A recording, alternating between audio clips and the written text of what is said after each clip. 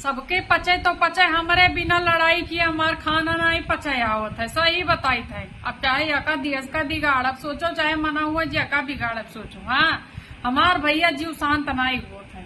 इनसे काल दिन हम खूब लड़ाई झगड़ा बा। ओकरे बाद ये रतियन सोचिन की चला गए मेडिकल आए, सोचे कि एकदम शांत हो गए। तो हमार तो भैया जब लड़ाई तब नीक लागत है जब आमने सामने रहो, बहुत मजा आवत है। जब 4 बात हम बोली तो यक्का बात उन्हें बोले दी, 3 में उन्हें शांति कह दी। हाँ, बोले ही न दी भाई, मेहरारू फर्स्ट तो मेहरारू सुनो, मर्द लोगों का हिम्मत नहीं हुई चाहिए बोल दिए। कल आए बगलिया ऐसे शांति से बैठ गए। हम कहीं बैठा कैसा था, कैसे ही बैठे हो।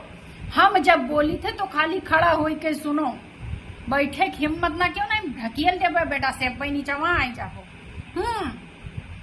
बैठा रहे चुप मार के सुनी नहीं। आत्मा का आज बहुत संतुष्टि है। देखो चेहरा पर बहुत ग्लो आते खाते है ना हमरे। हाँ, जब लड़ झगड़ लो तनी अच्छा सा फील होता है, का बोली महसूस होता है। अंग्रेज का माई बन जाते कपो कपो, एडजस्ट कैलीन करो भाई, का कह जाए।